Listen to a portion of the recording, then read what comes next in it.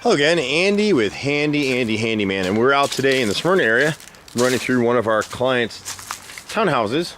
And you know, people come out and they instantly tell homeowners with masonite or LP siding, you got to replace all of it. And that's not the case. This house has been a rental for a while.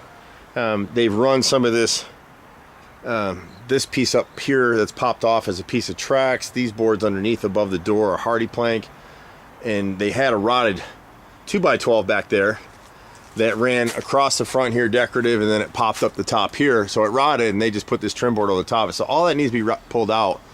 Most of these faux shakes are pretty good, except for this section coming down the right side, and it's because this little bit of gutter between these two roofs is constantly clogged, and it's only got a 2x3 downspout. It needs a 3x4. When you get down here, when it did empty out, it splashed against the house and it rotted the masonite siding right here. So you got 4 rows of siding at the right front door area that we'd repair. The left and right sides of the door jamb are gone, so our carpenters will rebuild that. They'll rebuild the decorative cap right here and give it some pitch so it'll drain. This piece up here would be pressure treated so it won't rot out again. This has been reworked a number of times over the years. You can see the water's getting in behind this stuff. On the left front side, we've got 8 rows of siding through here that need to be replaced from right around in here, this area down. The rest of it, caulked and hand painted, it's all salvageable. And again, anywhere you've got these 2x3 downspouts, even on a townhouse this size, it can't handle the water, which is why all the water's coming over the tops of the gutters. These clog so easily. 3x4 will give you almost 75% more volume that this gutter can handle then. Got a little rot in this decorative cap right here at the left front window. And then when you drop down on all these windows, the builder of this townhouse community decided to put this brick mold. It's not just this house, it's several of them.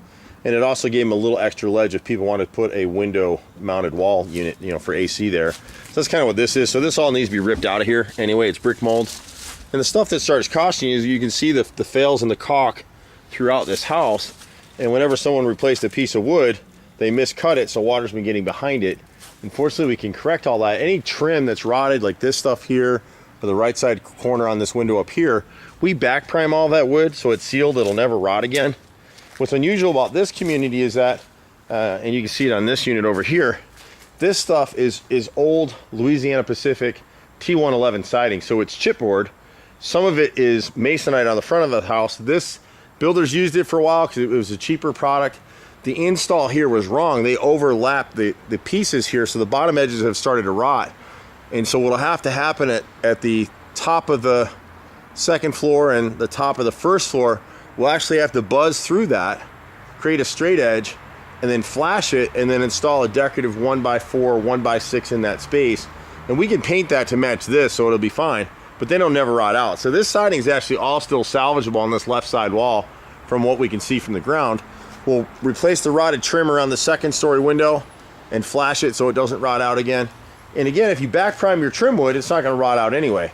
All this stuff, and you'll see it if we're here when the guys are working, we'll pull it off and show you exactly why it rotted out.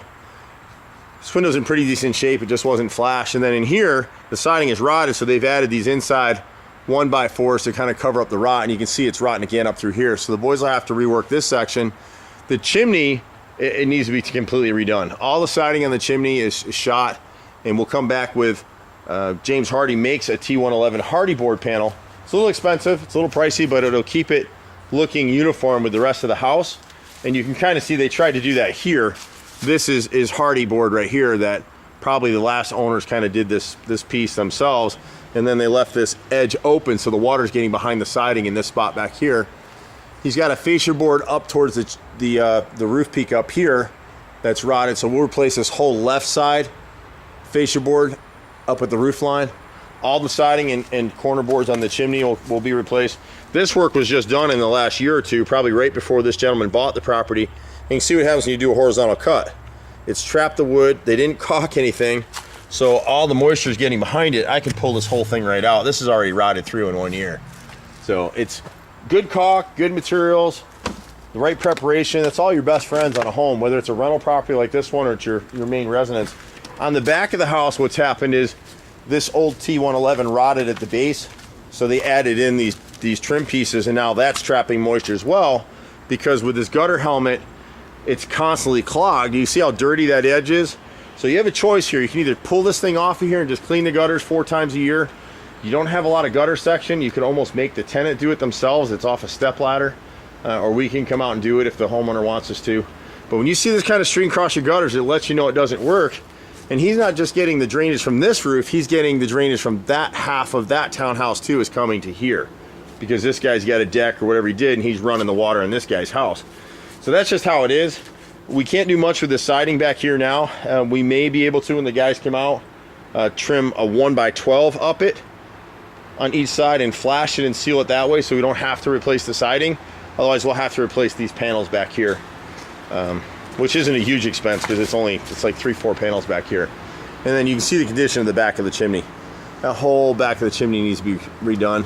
And then just really this limb on this tree should be cut back into this area right here. Just keep it away from that chimney. But overall, not a bad project. We come back, we repaint it, same color, 1 coat. He'll be in great shape for 8 to 10 years. And that's what you want on a rental property. On siding like this, you really need to hand paint it and caulk it properly. If you spray paint this stuff, it's really not going to help you out. And every joint has to be caulked, every nail head has to be caulked, or you're just wasting your money. I'm Andy with Handy Andy. We do all this stuff. I've been doing it for 25 years in Metro Atlanta. Lots of people know us. Just be patient with us. We get pretty slam busy. We're at 770-912-2829. Thanks so much. See you at the next house. Bye for now.